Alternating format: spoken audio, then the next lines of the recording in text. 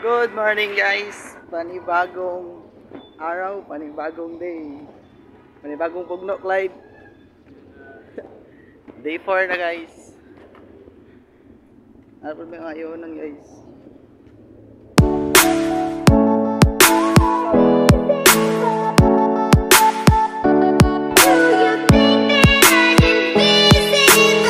So for today's video guys, diri na po ta sa Hino Bus.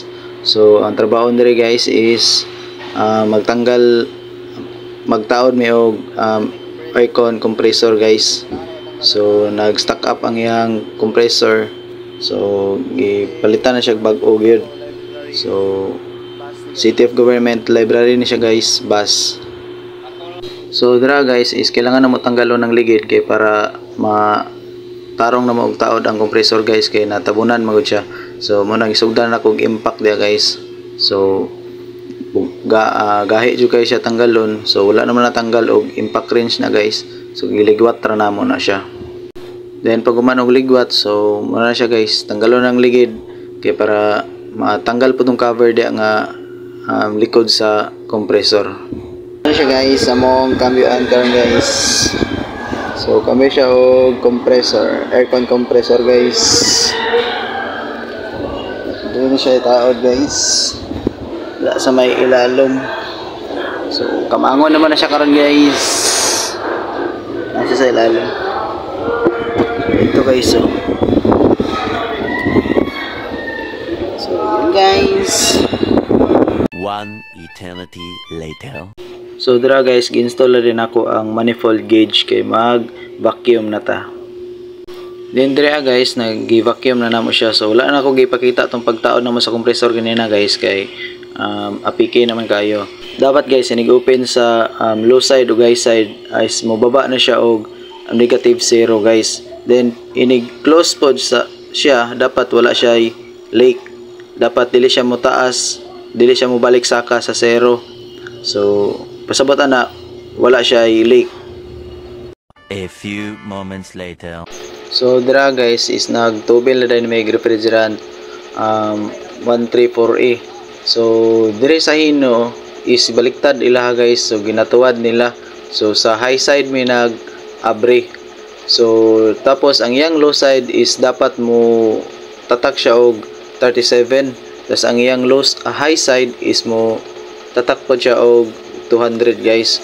So lahi man gud sa TISDA kay low side ang ginaabrihan, tapos 35 lang po ang low side, tas 250 to 300 ang iyang high side sa mga gagmay nga sakyanan. So kani siya guys is bus man siya. So mo siguro nga 37 daw ang standard sa ilaha, dayon 200 ang sa low side, high side rather. So yan na siya guys. So inani among trabaho sa aircon. So medyo lisod siya guys, pero dili siya ingon nga hago kaayo. So muna siya guys sa aircon, magtubil-tubil lang inana. Tapos pag humana na guys is i-test na siya. Butang sabon to mga butang sabon to mga hose kung wala ba siya leak. So check pa na nimo sa taas every time. I-check nimo tong dryer niya is if wala na siya katong bula guys, is i-stop na nimo ang pagtubil sa refrigerant. So inanan siya guys. Dira dayon guys is nag-check na rin ta sa kabugnawon. So check ta dia sa taas. So dira nakabutang ang receiver dryer na guys. So makita dia kung nagbula-bula pa ba or plain na siya. So nana lang guys, every time nag-open nimo sa low side or high side, check na pa rin ka sa receiver dryer guys kung naka plain na ba, wala na ba siya bula. A few inches later. So mo na to guys, wala naman siya nagbula dito sa taas. So mo na siyang gitatak sa low side o high side. So gi-off na siya, wala na siya sudli. Pero mababa na siya guys sa 37. So abi na kog dili siya mataas, nakulban ko ko sa technician nga naka 50 lang ini. So ana siya nga mo baba ra daw na siya. So inana ra siya guys. So pagkahuman guys, gibalik na namog tawod ang ligid. So giligwat-ligwat na namo guys kay dili man makaya sa compressor. So magamit yun ang kinakusgan nga kusog. Inana trabaho sa OJT guys.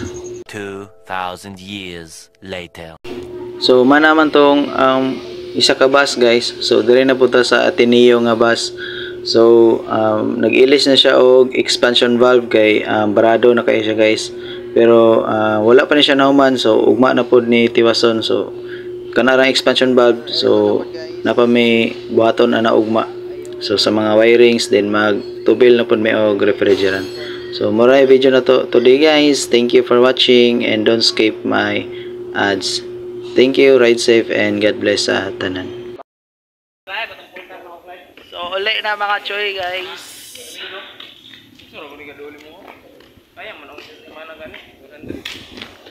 Yan na mo ang D4 guys. Ugma na po D5.